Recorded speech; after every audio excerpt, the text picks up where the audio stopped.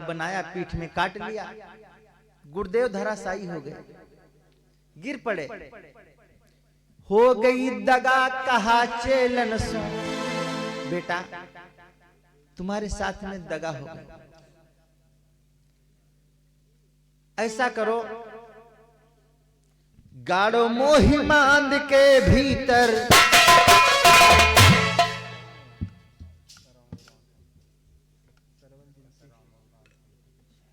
और ये हमारे राम सिंह भैया जी की तरफ से कतरा मुंह से 100 रुपए का दान आया है। जीवन मंगलमय हो। गाड़ो मोही मांद के भीतर, भारी भरवाओ जी,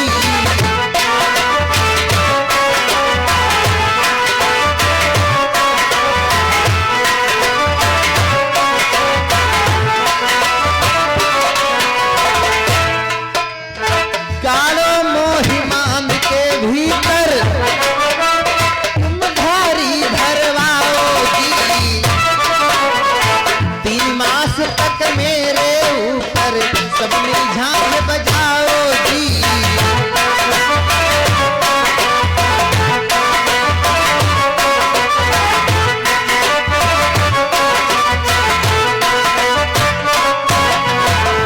बेटा हमें सर्प ने काट लिया है और हमको एक गड्ढा बनाकर उसके अंदर बंद कर दो, सब मिलकर झांझ बजाओ, 3 महीने में हम ठीक हो जाएंगे।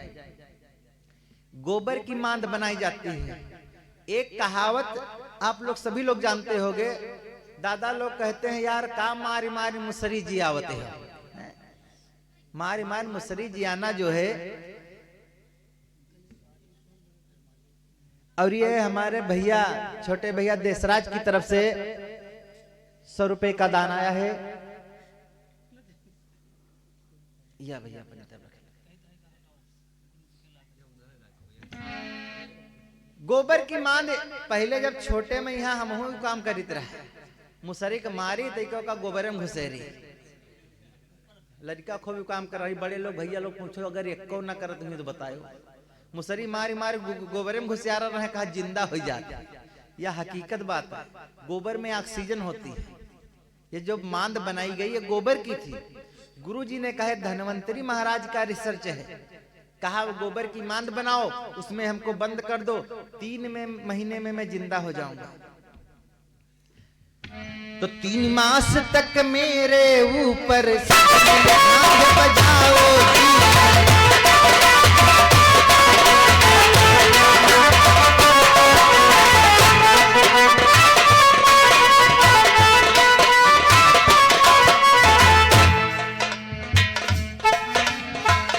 गाड़ी दे गुरु मांद के मारी,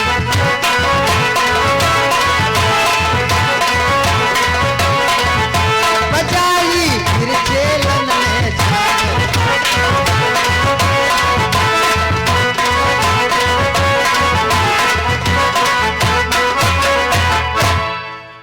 मांद बना करके गुरुजी को बंद कर दिया। लड़का वह पे यहाँ सब बैठ के यहाँ झांझ बजावे लागे। कुछ लड़का झांझ बजावे और कुछ आपस में बातें करें। लड़का कौरी बातें करे, वही जौन पढ़े में कमजोर रहे वही आपस में यहाँ खूब बतला। ये को कहा के सपवा काट लिस नीक भवा, बहुत मारती रहे हमका। तो जौन दूसर का रहे वह पढ़े में कमजोर रहे। और एक बात आप याद रखें, जौन लड़का पढ़े में यहाँ कमजोर होती वो सबसे पीछे बैठे। वो सोचत है कि सोच है कि पीछे बैठो मास्टर साहब हमका देखे न पई है। और जब मास्टर पूछते है तुम पीछे से बताओ, आगे वाले से कोई नहीं पूछे। लड़का तो होशियारी कर रहा पीछे बैठा, लेकिन मास्टर उनके आगे है ना, वे कहा तुम पीछे से उठो बताओ। तो जो कमजोर वाले रहे कहे झांझ कम बजावे बतलाए ज्यादा, कहे नीक मार पीट पाट के बराबर कह देते हैं। सपवा काट है सब मुराही भूल। और जो उनके सच्चे असली शिष्य थे वो बेचारे लग गए भगवान का भजन करने के लिए। भगवान का भजन करने के लिए लग गए। 3 महीना में 1 महीना बीता था। तक्षक ने देखा तो तक्षक फिर कपिल द्विज बनकर, तक्षक फिर कपिल द्विज बनकर तकदा को तब आयो है।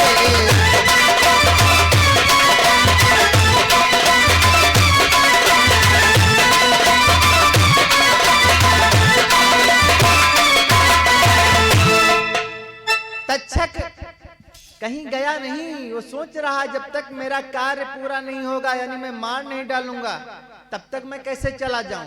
फिर चक्कर लगाते हुए आया, लड़कों से पूछने लगा क्या कर रहे हो भैया। लड़कों ने बताया बाबा जी, पंडित जी देखो हमारे गुरुजी ने बताया है 3 महीने में हमारे गुरुजी फिर ठीक हो जी हैं। तक्षक ने सोचा मेरा कांटा बच गया तो बेकार है। अरे मूर्ख, तुम 1400 हो, 1400 कम समय आंखों के अक्ल नहीं। अरे गुरुजी को सड़ने के लिए गाड़ दिया, खोदो।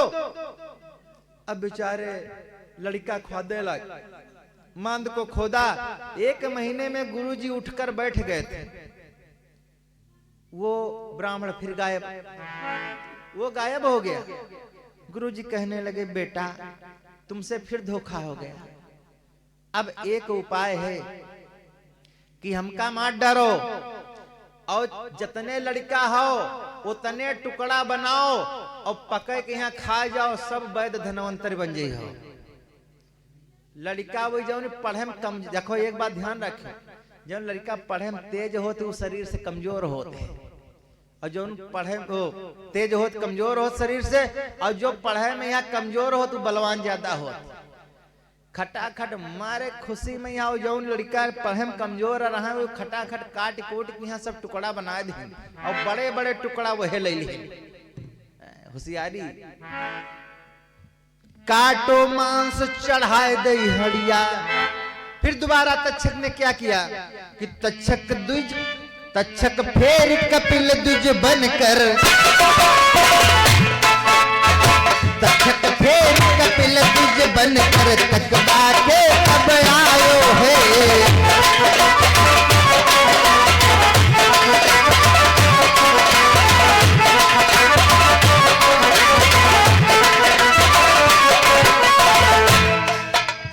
तक्षक फिर कपिल द्विज बनकर तकदा के तब आयो है। रांधो दुष्ट गुरु को किसने इनको खायो है।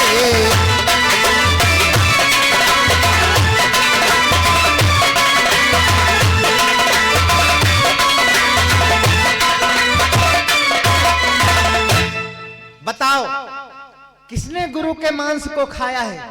सब हाथ जोड़ कहा लग महाराज हम नहीं खाए, नहीं खाया। तो ये गुरु को सर्प ने काटा है, मांस जहरीला है, जो खाएगा मर जाएगा। तो क्या करें बाबा जी, पंडित जी आप ही बताओ। तक्षक ने कहा कि इनको उठा करके समुद्र में फेंक दो। सारी हंडियां उठा करके समुद्र में फेंकवा दी गई। सारी हंडियां डूब गई, लेकिन डूबी नाए बची एक हंडिया। तो बहती बहती धीरे धीरे बहती समुद्र में, धीरे धीरे बहती समुद्र में बंगालो ये आई है।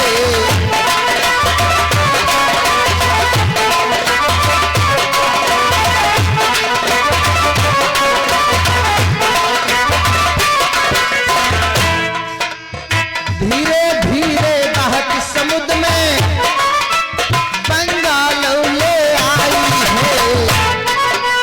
पकड़ लई एक चमारी ने, पहले उसको खाई है।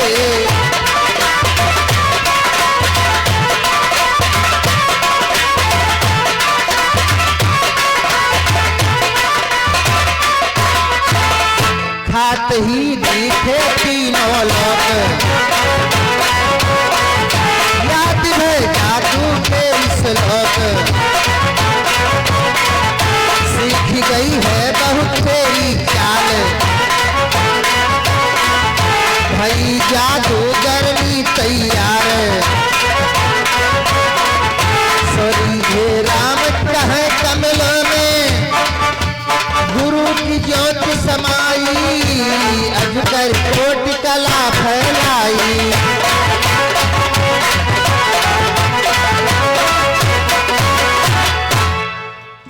सब लड़कों ने हंडियों को फेंक दिया, सारी हंडियां डूब गई, लेकिन एक हंडी बची।